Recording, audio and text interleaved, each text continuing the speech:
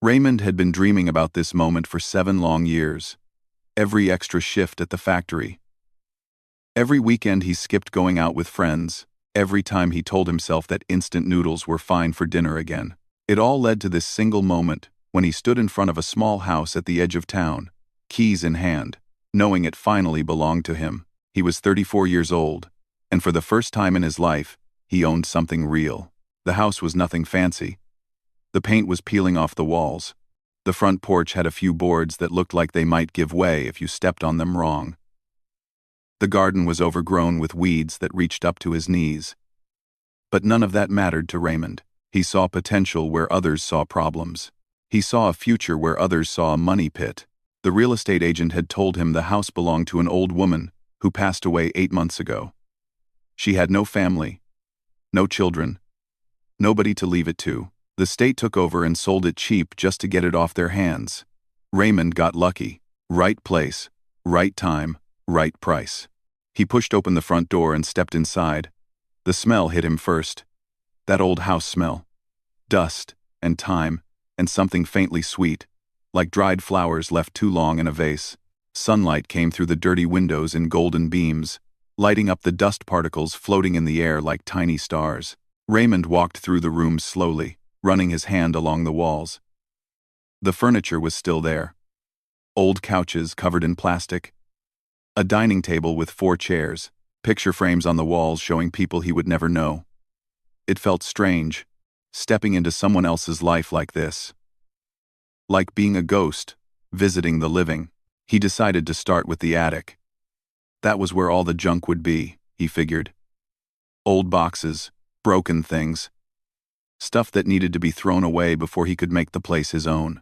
He found the attic ladder in the hallway ceiling, pulled it down, and climbed up into the darkness. The attic was smaller than he expected. Low ceiling. Wooden beams. One tiny window caked with years of grime. Boxes were stacked everywhere. Old clothes spilled out of plastic bags. There was a rocking chair in the corner with a blanket still draped over it, like someone had just gotten up and walked away. Raymond started moving boxes, checking what was inside, making mental notes of what to keep and what to toss. Most of it was junk. Old magazines from the 80s, broken kitchen appliances, clothes that smelled like mothballs and forgotten years. Then he noticed something odd. One of the wooden beams near the window looked different from the others.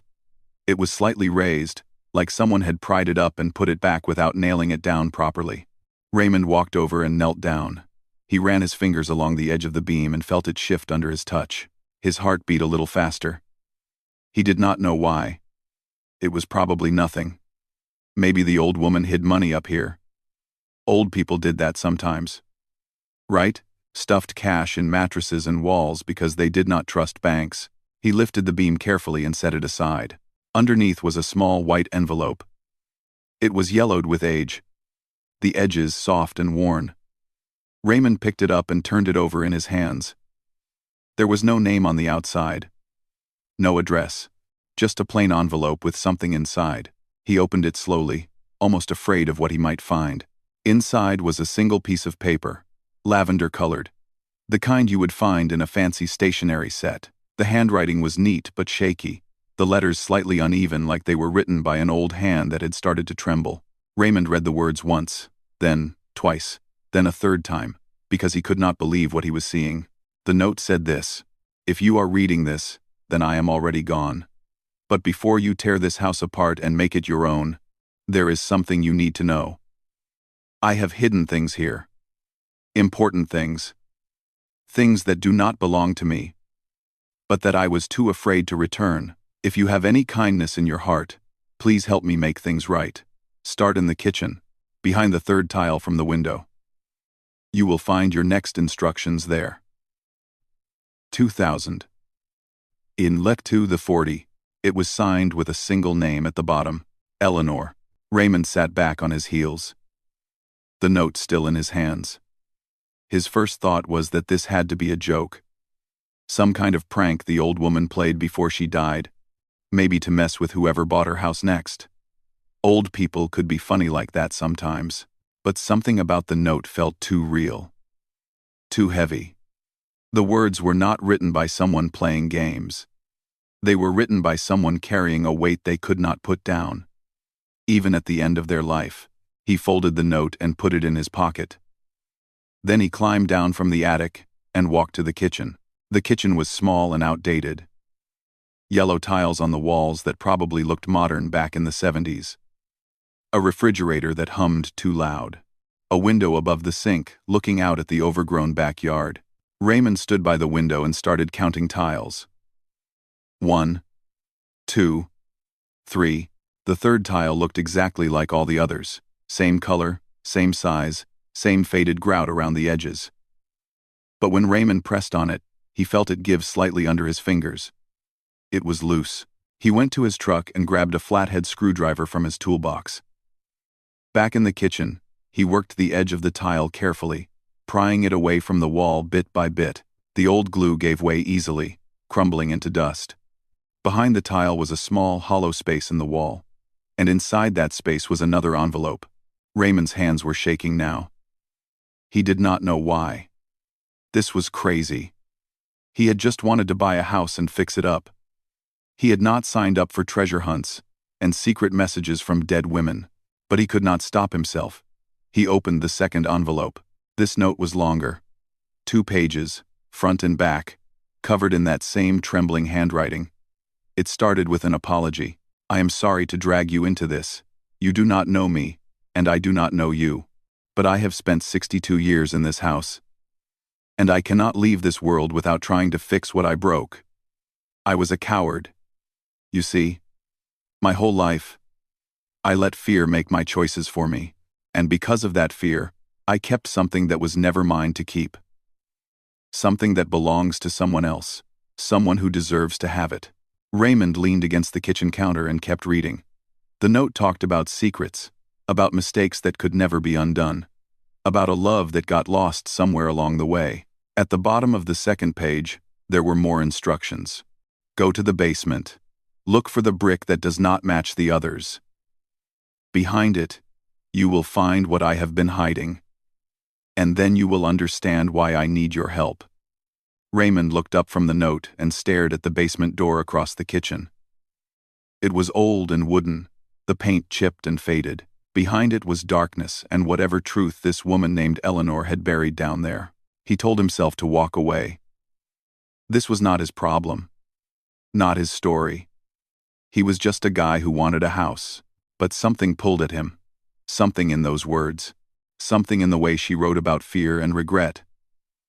Like she was speaking directly to a part of him he tried not to think about too often. Raymond put the note in his pocket with the first one. Then he walked toward the basement door and pulled it open. The basement stairs creaked under Raymond's weight as he made his way down into the darkness. He felt along the wall for a light switch. Found one, and flipped it. A single bulb hanging from the ceiling flickered to life, casting weak yellow light across the space below. The basement was exactly what you would expect from a house this old. Concrete floor, with cracks running through it like veins. Stone walls that felt damp to the touch. Metal shelves lined with glass jars full of things he could not identify. Old tools hung from hooks. A washer and dryer sat in one corner, both covered in dust so thick you could write your name in it. Raymond stood at the bottom of the stairs and looked around. The note had said to find the brick that did not match the others. He walked slowly along the walls, running his hand across the rough stone surface, looking for anything that seemed out of place. It took him nearly 20 minutes to find it. The brick was in the far corner of the basement, near the floor, half hidden behind an old wooden shelf. At first glance, it looked the same as all the others, but when Raymond got down on his knees and really looked, he could see the difference. This brick was slightly newer. The color was just a shade lighter. The edges were sharper, less worn by time. Someone had replaced this brick. And they had done it carefully, hoping no one would ever notice. Raymond grabbed the brick and pulled. It slid out easier than he expected, leaving a dark hole in the wall about the size of a shoebox. He reached inside, his heart pounding in his chest, and his fingers touched something solid. He pulled it out slowly. It was a wooden box, small, maybe 8 inches long and 6 inches wide. The wood was dark and polished, The kind of box you might keep jewelry in. There was no lock, just a simple brass latch holding it closed. Raymond carried the box over to the workbench under the light. He brushed off the dust and cobwebs, then opened the latch and lifted the lid. Inside, resting on faded red velvet, was a diamond ring. Raymond picked it up carefully, holding it between his thumb and finger. The diamond was not huge, but it was real. Even in the dim basement light, it caught the glow and threw tiny sparkles across the wall. This was an engagement ring, the kind a man saves up for months to buy, the kind he gets down on one knee to give.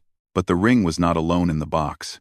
Underneath it were photographs, old ones, black and white, with those wavy edges that pictures used to have back in the day.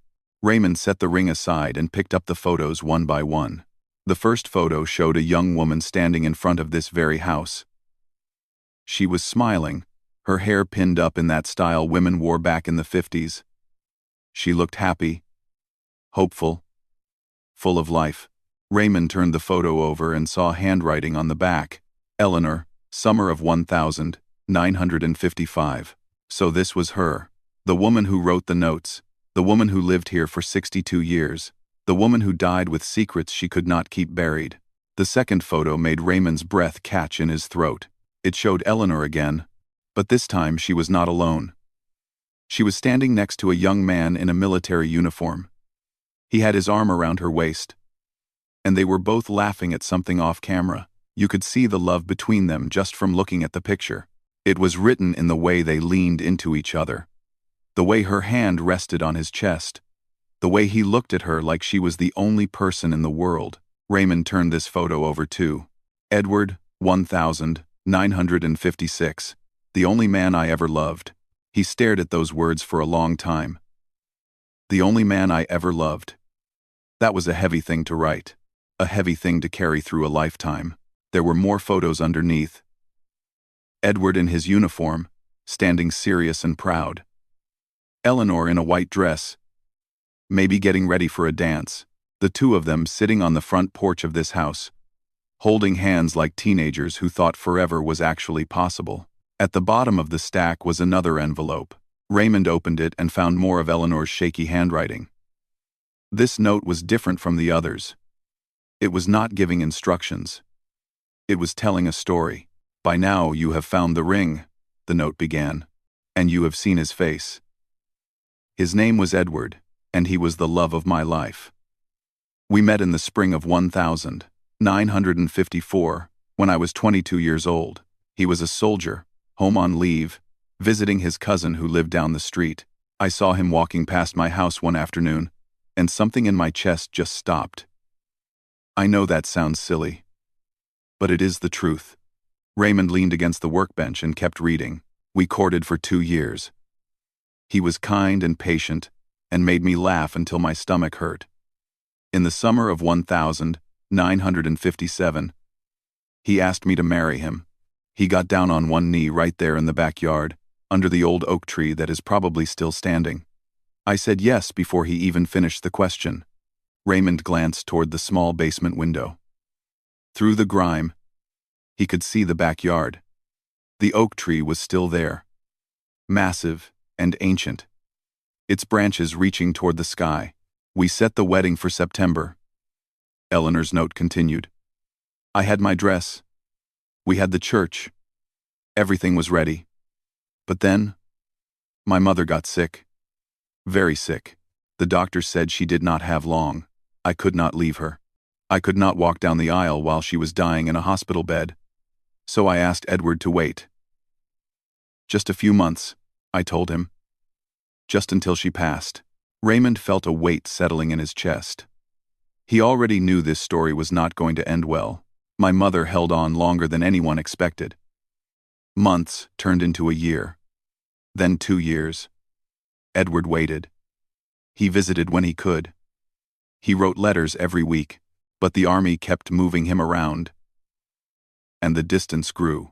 I could feel him slipping away, but I was too scared to let go of my mother.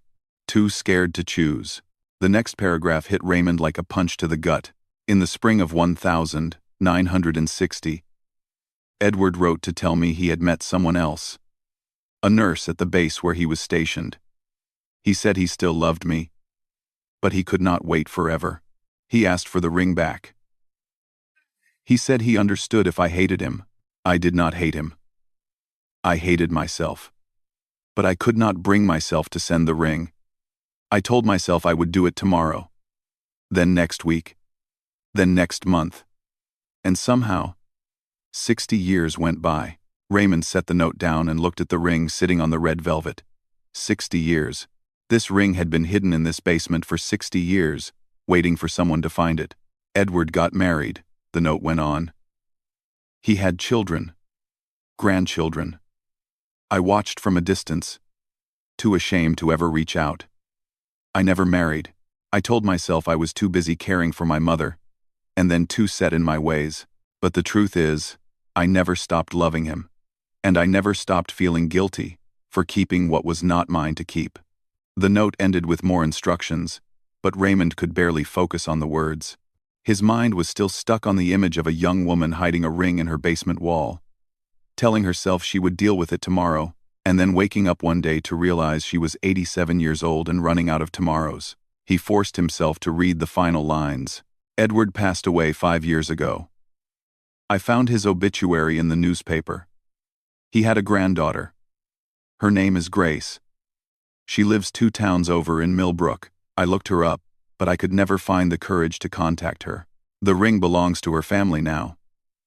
It always did. Please, if you have any heart at all, find her. Give her what I could not. Raymond folded the note and put it back in the box with the photos and the ring. He stood there in the dim basement for a long time, surrounded by the dust and silence of a dead woman's regrets. He was an accountant. He worked with numbers and spreadsheets and things that made logical sense. He did not believe in fate or destiny or messages from beyond the grave, but standing there with Eleanor's secrets in his hands, he could not shake the feeling that finding this house was not an accident. Maybe he was supposed to be here. Maybe he was supposed to find these notes. Maybe some things in life just needed a stranger to come along and finish them. Raymond picked up the box and carried it upstairs into the light. He had a granddaughter to find. Raymond did not sleep well that night. He lay in his small apartment across town, staring at the ceiling, thinking about Eleanor and Edward, and a love that got stuck somewhere between yesterday and tomorrow. The wooden box sat on his nightstand, and every time he closed his eyes, he could see that diamond ring catching the light. In the morning, he drove back to the house. He told himself he was going to work on repairs, tear out some old carpet, fix that leaky faucet in the bathroom. Normal things that normal homeowners do. But the moment he stepped through the front door, he knew he was not there to fix anything. He was there to find the rest of Eleanor's story.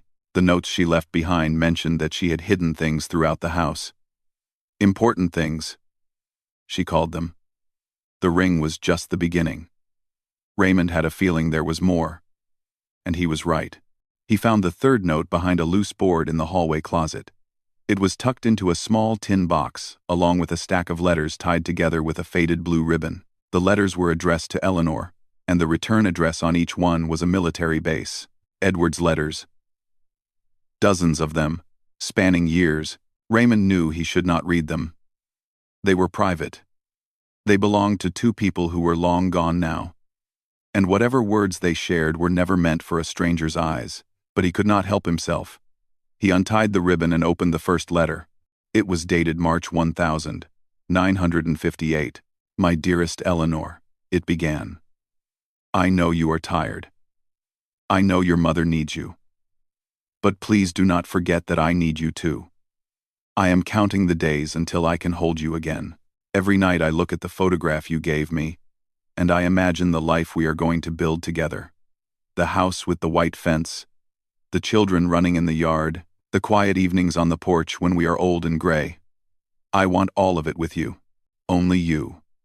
Please wait for me, and I will wait for you. Forever yours, Edward.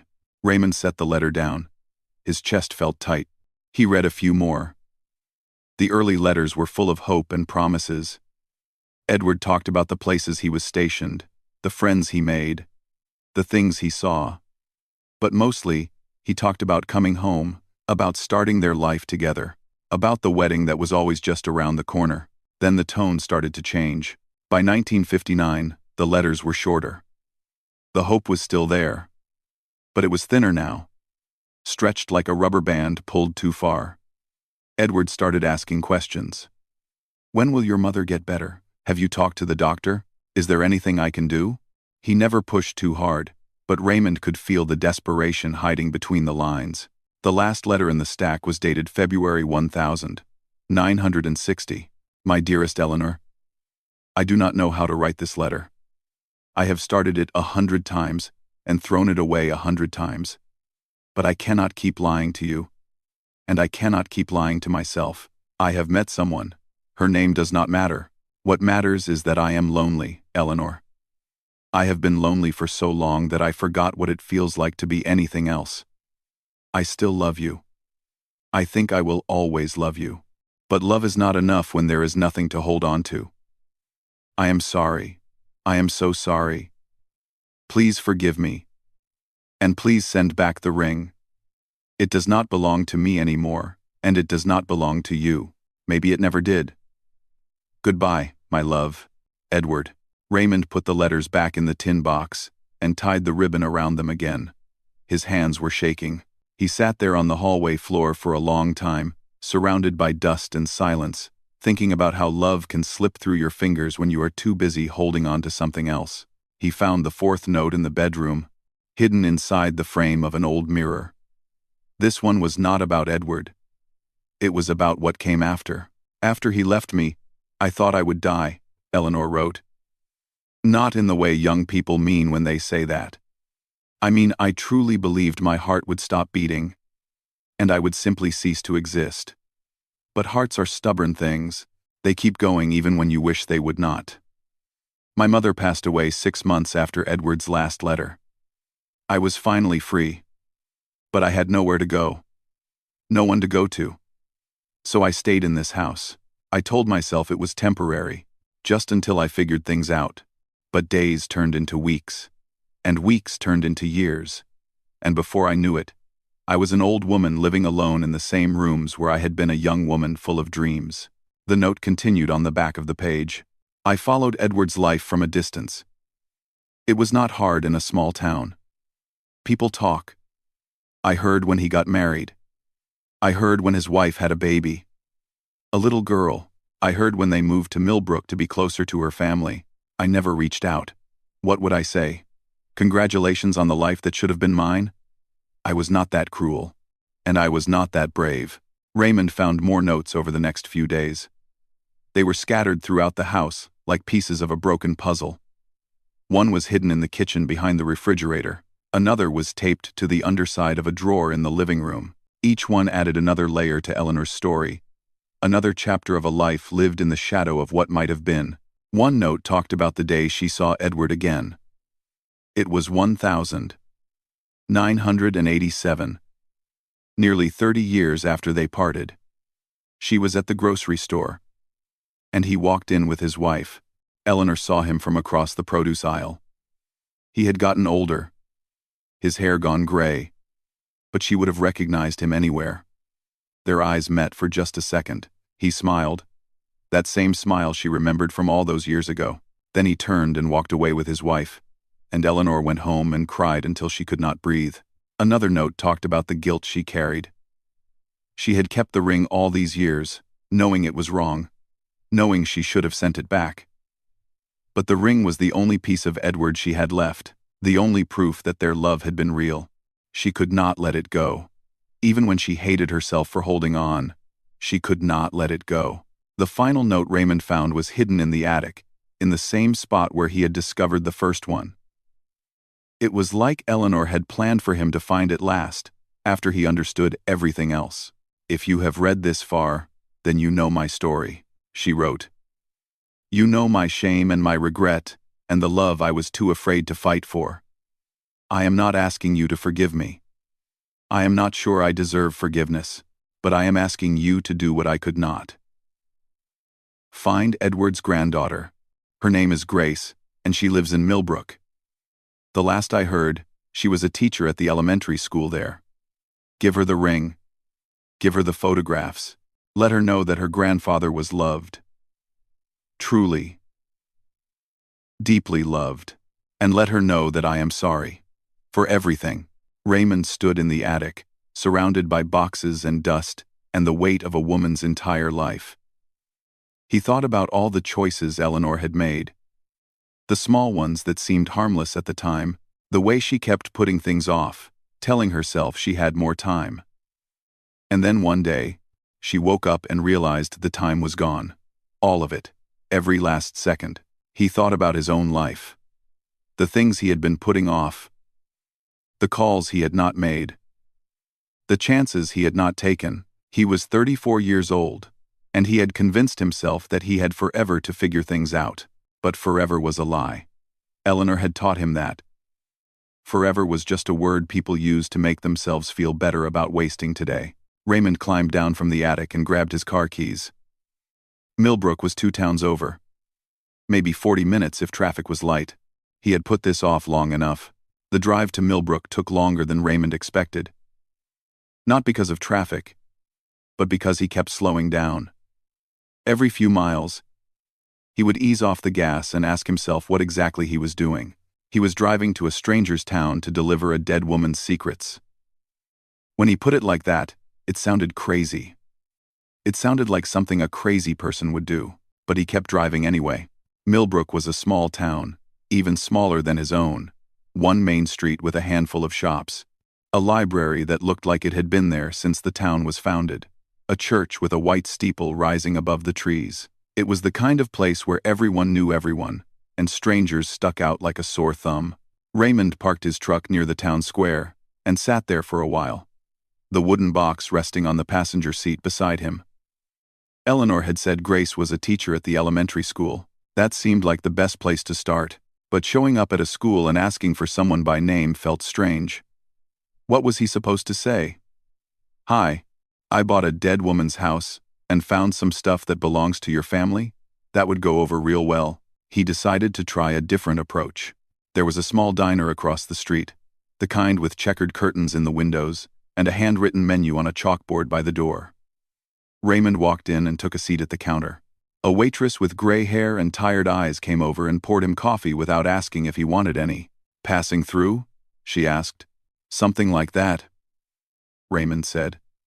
He wrapped his hands around the warm mug and tried to look casual. Actually, I am looking for someone. A woman named Grace. I heard she teaches at the elementary school here. The waitress studied him for a moment. Her eyes were sharp, the kind that had seen enough of the world to know when someone was hiding something. You a friend of hers? Not exactly, Raymond admitted. It is a long story. I have something that belonged to her grandfather. Something I think she would want to have. The waitress's expression softened just a little. Grace is a good girl. Been teaching here for about 10 years now. 3rd grade. The kids love her. She nodded toward the window. School lets out in about an hour. You could wait in the parking lot if you want. Just try not to look too creepy standing there. Small town like this, people notice things. Raymond thanked her and left a generous tip. He drove to the elementary school and parked at the far end of the lot, trying to follow the waitress's advice about not looking creepy. He was not sure he succeeded. A man sitting alone in a truck outside a school was never a good look. He waited. The hour felt like a week. He kept looking at the wooden box, thinking about what was inside. The ring, the photographs, the letters. Eleanor's final note to a granddaughter she never had the courage to meet. All of it sitting there, waiting to be delivered, after 60 years. Finally, the school bell rang. Kids came pouring out of the building, laughing and shouting, their backpacks bouncing as they ran toward buses and waiting parents. Raymond watched them go, remembering what it felt like to be that young and that free. Then he saw her. She came out of a side door, carrying a stack of books in one arm and a coffee mug in the other. She was in her mid-30s, with dark hair pulled back in a ponytail and glasses that kept sliding down her nose. There was something familiar about her face. Something Raymond could not place at first. Then it hit him. She had Edward's eyes, the same eyes he had seen in those old photographs. The same eyes that had looked at Eleanor with so much love all those years ago. Raymond got out of his truck before he could talk himself out of it. He grabbed the wooden box and walked toward her, his heart pounding so hard he could feel it in his throat. "Excuse me," he called out. "Are you Grace?" She stopped and turned, looking at him with a mix of curiosity and caution. "Yes." "Do I know you?" "No," Raymond said. "No, you do not. My name is Raymond. I know this is going to sound strange, and I am sorry for just showing up like this. But I have something for you, something that belonged to your grandfather." Grace's expression shifted. The caution was still there, but now there was something else too. Interest. Maybe even hope. "My grandfather passed away 5 years ago," she said slowly. "I know. I found out. It is part of why I am here." Raymond held out the wooden box. "Please, just let me explain. It will only take a few minutes. And if you want me to leave after that, I will. I promise." Grace looked at the box in his hands. Then she looked at his face, searching for something. Whatever she was looking for, she must have found it. Because she nodded. "There is a bench over by the playground," she said. "We can talk there." They walked together in silence. Raymond could feel her glancing at him, trying to figure out who he was and what he wanted. He did not blame her. This whole situation was strange. He was a stranger holding a box full of another stranger's memories, asking her to trust him for reasons he could barely explain himself. They sat down on the bench. The playground was empty now, the swings moving gently in the breeze. Raymond set the box between them and took a deep breath. "I bought a house a few weeks ago," he began. "An old place on the edge of town. The woman who lived there before, her name was Eleanor. She passed away about 8 months ago. No family. No one to leave anything to. The house just sat there until I came along." Grace was listening, her hands folded in her lap, her eyes fixed on the box. "I started finding notes," Raymond continued. "Hidden all over the house. Behind tiles. Under floorboards. In the attic. Eleanor left them there on purpose. She wanted whoever bought the house to find them, to finish something she could not finish herself." He opened the box and took out the ring. It caught the afternoon sunlight and sparkled like a tiny star. "This was your grandfather's," Raymond said. "He gave it to Eleanor in 1957. They were engaged. They were supposed to get married. But life got in the way. And it never happened. Eleanor kept the ring all these years. She knew it was wrong. She knew it belonged to your family. But she could not let it go." 2. Grace reached out and took the ring from his hand. She held it carefully, turning it over, looking at it like it was something from a dream. "My grandfather talked about her once," Grace said quietly. "Only once. I was maybe 12 years old. We were looking through old photos, and I found a picture of a woman I did not recognize. When I asked who she was, he got this look on his face, sad and far away. He said her name was Eleanor, and she was the one who got away." Raymond felt a lump forming in his throat. "There is more," he said.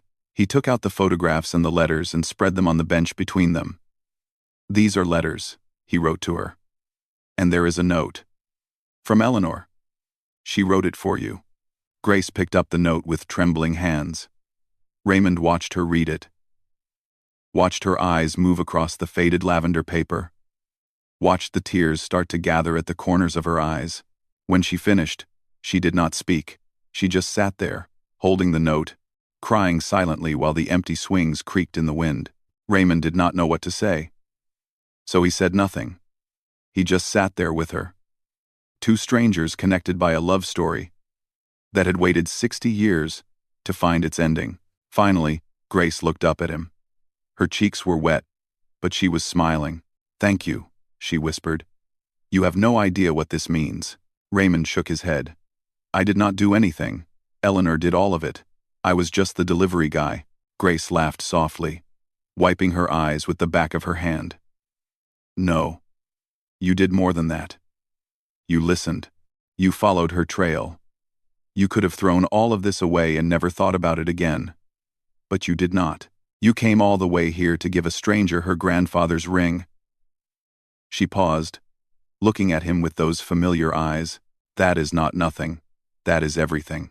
Raymond did not know how to respond to that, so he just nodded and looked out at the empty playground, feeling something shift inside him that he could not quite name. Raymond thought that would be the end of it. He had done what Eleanor asked. He had found Grace. He had delivered the ring and the letters and the photographs. The mission was complete. Time to go back to his normal life, fix up his house, and forget about love stories that happened before he was born. But Grace had other plans. She invited him for coffee the following week. Raymond almost said no. What else was there to talk about? But something in her voice made him change his mind. She sounded like she needed to share something, like the story was not quite finished yet. They met at a small cafe in Millbrook, the kind with mismatched furniture and paintings by local artists on the walls. Grace was already there when Raymond arrived. Sitting at a corner table with the wooden box in front of her, she looked different than she had at the school, more relaxed, more at peace. I showed everything to my mother, Grace said after they ordered their drinks. She is Edward's daughter. My grandmother passed away a few years before my grandfather did. So it is just my mom now. I was not sure how she would react. I thought maybe she would be angry or hurt, finding out that her father had loved someone else before her mother, that he had almost married someone else. That is a lot to take in, Raymond nodded. He had thought about that too. Some truths were better left buried, but she was not angry. Grace continued. She cried a little. Yes. But then she smiled. She said she already knew. Said, she knew about Eleanor? She knew there was someone before her mother. My grandfather never hid it completely. He kept a photograph in his wallet his whole life. A picture of a young woman standing in front of a house. My grandmother knew about it too. She never asked him to throw it away. She said some loves leave marks that never fade. And that is okay.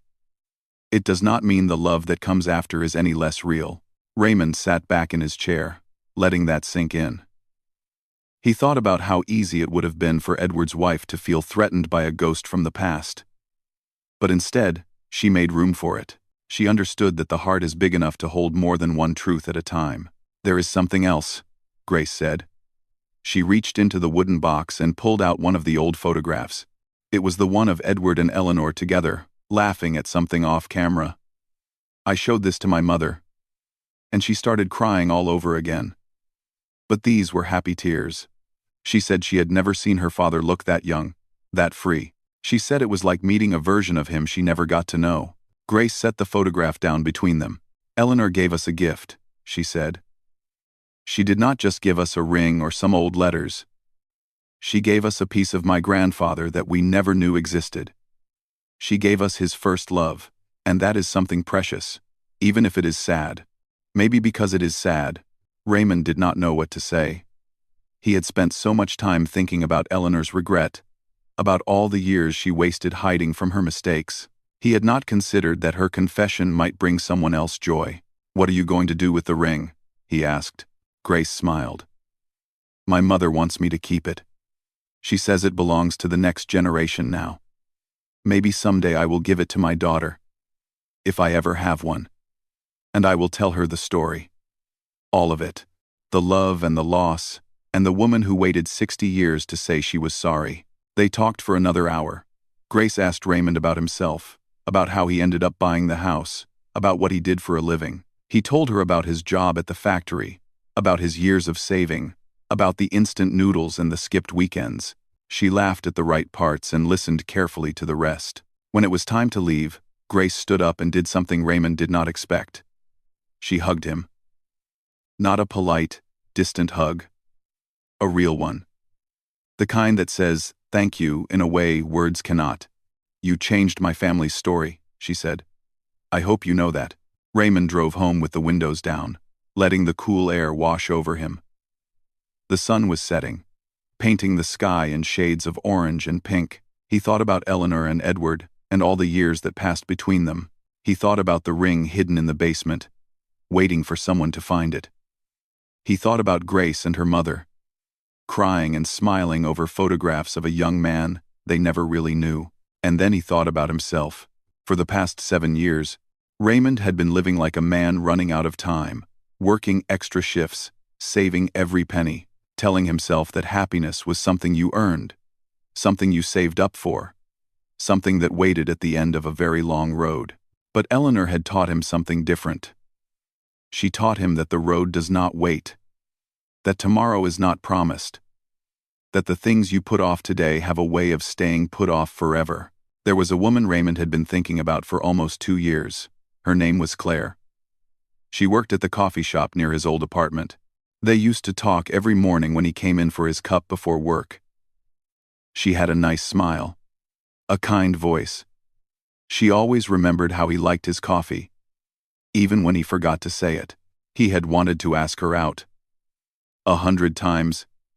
He had wanted to ask her out. But he always told himself he was not ready. He did not have his house yet. He did not have his life together. He would ask her later, when things were more settled, when he had something to offer. Later never came. He got the house. He moved across town. He stopped going to that coffee shop, and Claire became just another thing he put off until it was too late. Or maybe it was not too late. Raymond pulled over to the side of the road. His heart was beating fast. His hands were sweating. He felt like a teenager about to do something stupid and brave. He pulled out his phone and searched for the coffee shop's number. It took him 3 tries to dial it because his fingers kept shaking. A voice answered. Not Claire's voice. Someone else. "Hi," Raymond said. "This is going to sound strange, but I used to come in every morning about 6 months ago. There was a woman who worked there. Her name was Claire. I was wondering if she still works there, or if maybe you have a way to reach her." There was a pause. Then the voice said, "Hold on, let me check." Raymond waited. The sunset was fading now, the sky turning from pink to purple.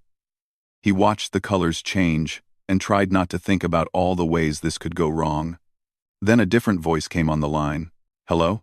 It was her. It was Claire. "Hi," Raymond said.